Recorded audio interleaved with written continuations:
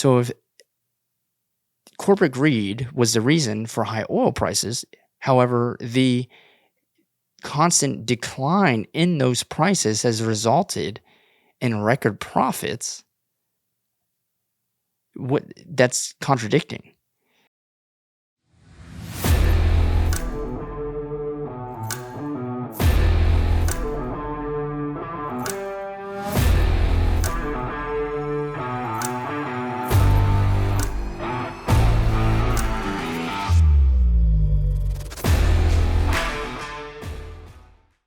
I've heard this argument that corporate greed is what is driving the high oil prices. So today I'm going to debunk that. Now, the initial flaw with the corporate greed idea is the subscribers to this ideology also believe that greedy corporations want to monopolize or that they're already monopolies. First of all, you have three factors that contribute to the formation of a monopoly, and they are ownership of a key resource, government regulation, and the granting of exclusive property rights to a particular entity that can be done through permits, licensure, and other methods controlled by the government or a regulatory authority. And then economies of scale, which is the reduction of the average cost per unit of output by an increase in the magnitude of production by a firm. So as they produce more, they can produce it at lower prices. Now, the Biden administration has stated that oil companies have permits and the ability to increase production, but choose not to because they're worried that future demand will diminish. First of all, oil has an inelastic demand, which means that the demand for oil products and gasoline and all that has little to no impact at all due to price fluctuations. People are still going to buy gas at $5 a gallon because they need gas to run their cars to get places, whether it be work or sports, whatever. They have to have gas. They have no other acceptable substitutes. That is what causes inelastic demand, similar to, let's say, a prescription drug. If you don't have any generic version of a drug that you have to take, then you have no choice but to pay for the drug. The only reason that future demand for a current inelastic good would be impacted is because of possible future substitutes. In this case, substitutes are being highly subsidized by the current government, such as a large tax credit for the purchase of electric vehicles, along with stronger regulation of the oil and gas industry. You currently have a government that is pushing this climate change narrative and highly subsidizing the use of a different style of energy outside of oil and gas. By doing this, they have disincentivized the production and completely just crushed any positive future outlook of this industry as a whole. The permits that are stockpiled by oil companies, they may have those. However, that does not equate to increase in production. In fact, some of those permits may be for exploratory drilling, which means that they may find oil there, but they may not. It may be a loss. It doesn't mean that they can just increase production because they have a permit. It also means that some of those permits they may not even be able to use because of drilling restrictions put on them by the current administration. The government has recently also disincentivized and restricted not only the increase in domestic production, but an increase in global production through climate change agreements like the Paris Climate Accord. They have also disincentivized the industry through higher taxation initiatives, not only on domestic revenues, but through global minimum tax agreements as well. If Exxon, which, by the way, the other reason why this whole argument is completely flawed and easily debunked is this past quarter, Exxon had just reported record high profits. And during that quarter, gas prices and the price of oil consistently declined. Not only is this shown on a graph here, but the Biden administration had bragged about it. So much so that they're saying that they are saving the Americans so much money because they have lowered the price of the pump. So if corporate greed was the reason for high oil prices. However, the constant decline in those prices has resulted in record profits. That's contradicting.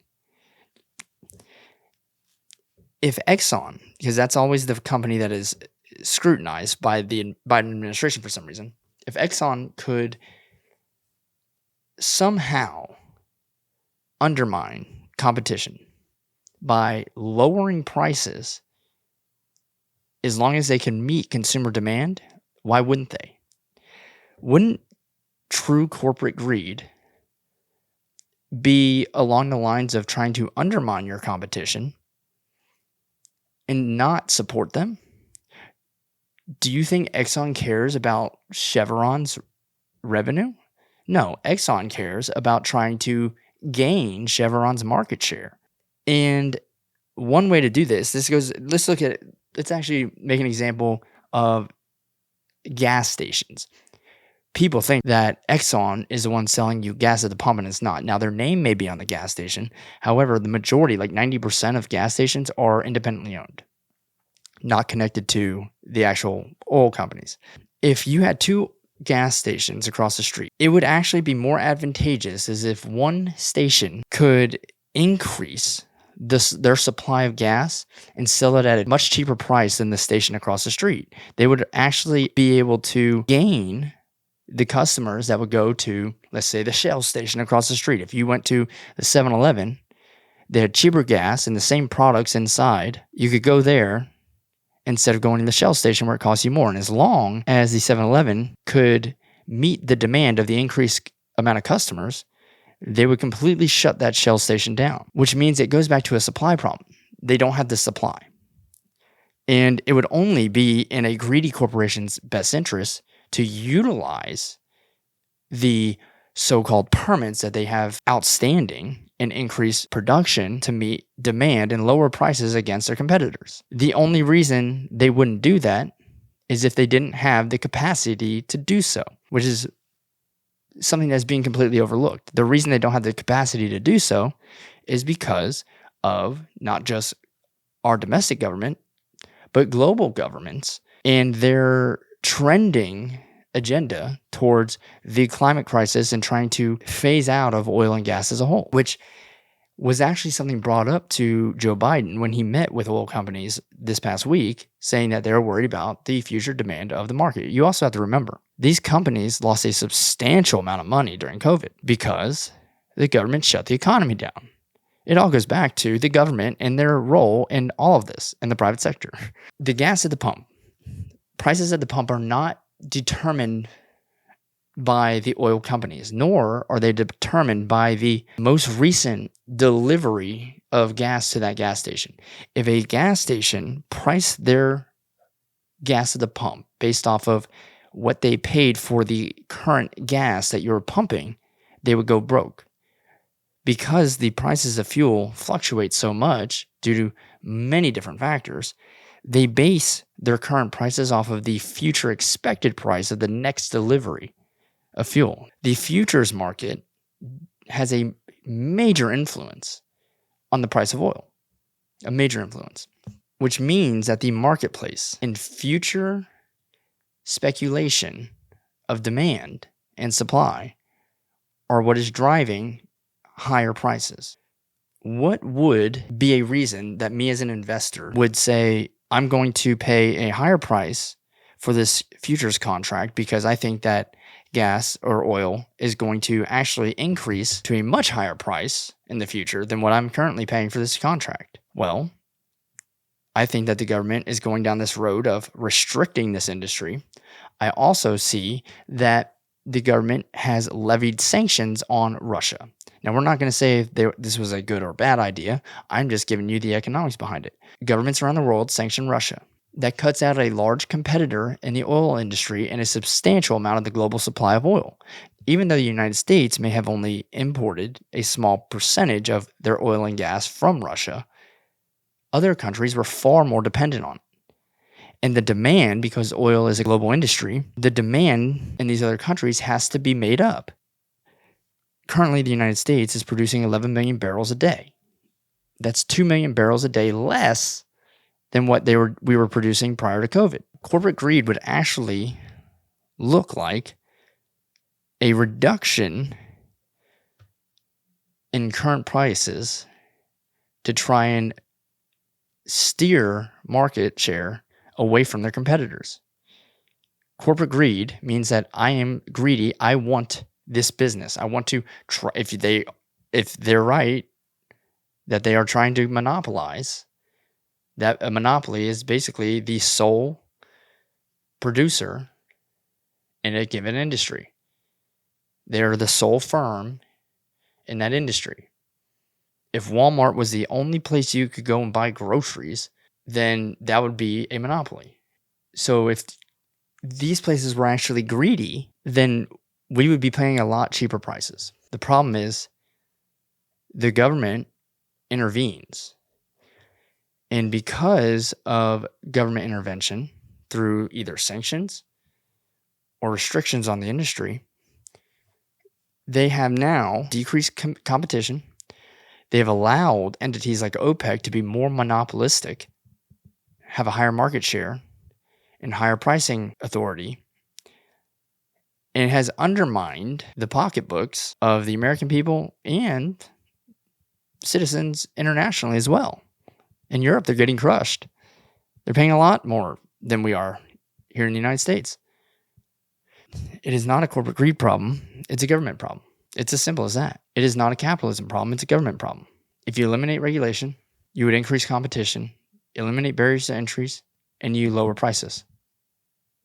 If you go and you do what the Democrats were trying to do, which is put price controls on current supplies, first of all, you would actually completely destroy the global supply, and you would give OPEC a substantial amount of leverage. This is what happened in the 70s, by the way. Nixon put price controls on oil, and then in the Carter's administration, OPEC got a substantial amount of leverage. And you would put not only the national security in a very vulnerable place, we would have an economic fallout like you've never seen before. The problem that we have is that political favorability is not economical favorability.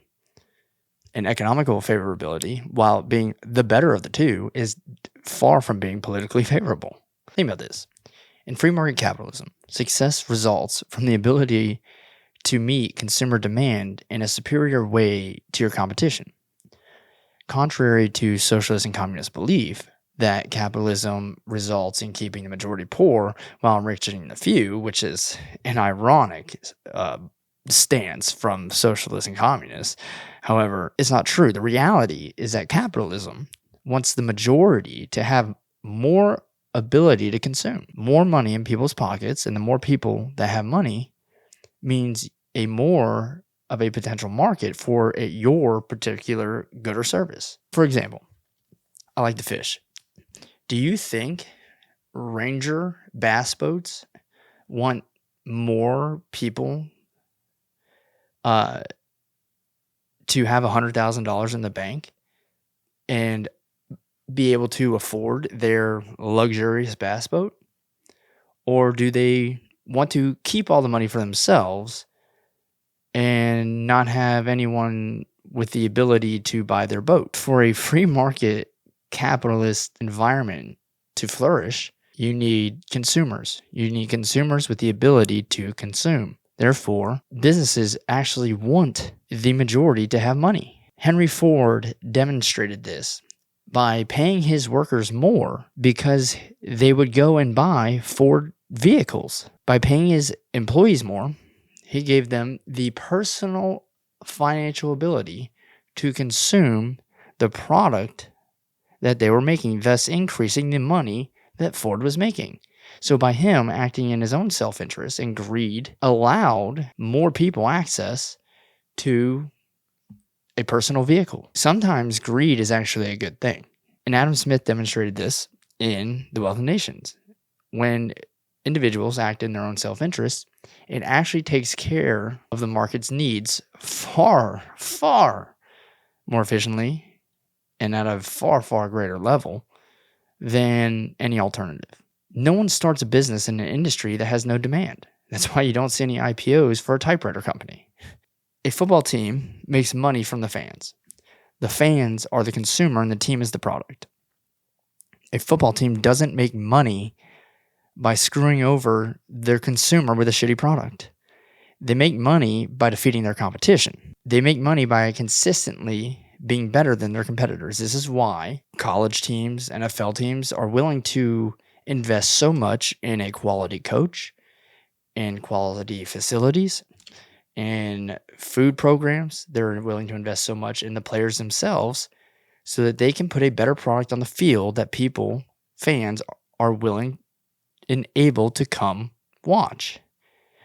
Businesses and corporate greed doesn't feed off of screwing over the consumer because they need the consumer to survive. They flourish by doing it better than the competition and, if need be, eliminating the competition. But if Walmart has gotten up this, Walmart is a massive company. However, Walmart did not always exist.